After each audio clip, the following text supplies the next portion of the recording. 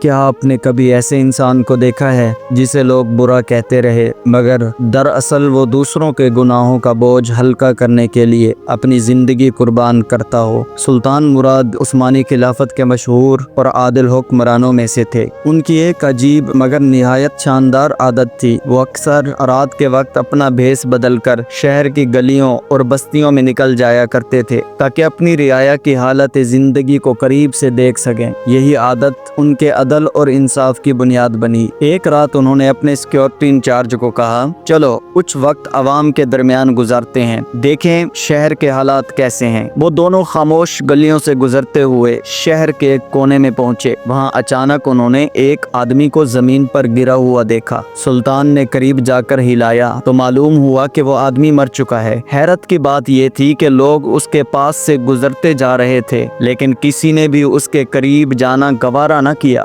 سلطان مراد نے بلند آواز میں کہا، بھائیو ذرا ادھر آؤ۔ لوگ جمع ہو گئے مگر کسی نے بادشاہ کو پہچانا نہیں۔ سب حیران تھے کہ یہ اجنبی کیوں بلا رہا ہے۔ سلطان نے کہا، یہ شخص مر گیا ہے، تم لوگوں نے اسے کیوں نہیں اٹھایا؟ کون ہے یہ؟ اس کے گھر والے کہاں ہیں؟ لوگوں نے بے پرواہی سے جواب دیا، یہ بہت برا اور گناہگار شخص ہے، کوئی اس کی لاش کو ہاتھ لگانے پر بھی راضی نہیں۔ سلطان مراد نے سختی سے کہا، کیا یہ امت محمدیہ میں سے نہیں ہے؟ آؤ اسے اٹھاتے ہیں اور اس کے گھر لے چلتے ہیں۔ لہٰذا لوگ مجبوراً لاش کو اس کے گھر پہنچا آئے۔ جب اس کی بیوی نے شوہر کی لاش دیکھی تو وہ زاروں قطار رونے لگی۔ لوگ تو واپس لوٹ گئے لیکن سلطان اور اس کا محافظ وہیں رک گئے اور عورت کے رونے کی آوازیں سنتے رہے۔ عورت کہہ رہی تھی، میں گواہی دیتی ہوں کہ میرا شوہر اللہ کا ولی تھا، نیک لوگوں میں سے تھا۔ یہ سن کر سلطان مراد حیران رہ گئے۔ انہیں تعجب ہوا، لوگ تو اسے گناہگار اور برا کہتے ہیں مگر بیوی اسے ولی اللہ قرار دے رہی ہے، آخر معاملہ کیا ہے؟ عورت نے روتے روتے وضاحت کی، مجھے بھی لوگوں سے یہی توقع تھی کہ وہ میرے شوہر کو برا سمجھیں گے۔ اصل حقیقت یہ ہے کہ میرا شوہر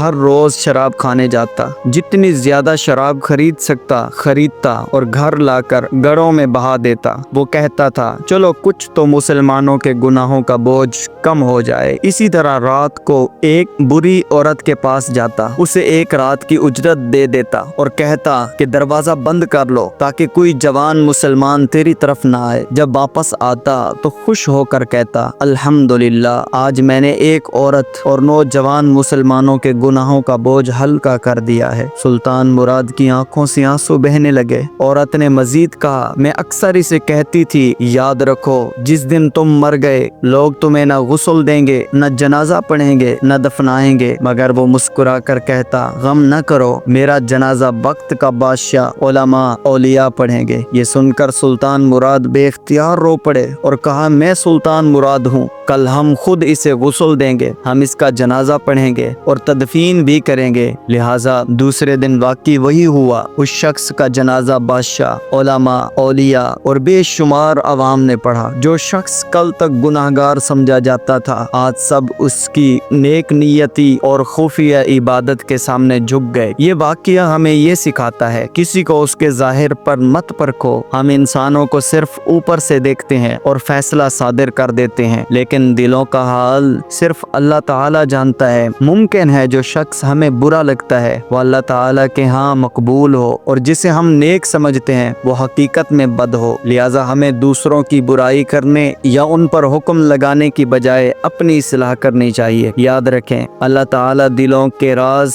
جانتا ہے اور ہماری زبانیں اکثر خاموش ہو جاتی ہیں اگر ہمیں حقیقت کا علم ہو جائے۔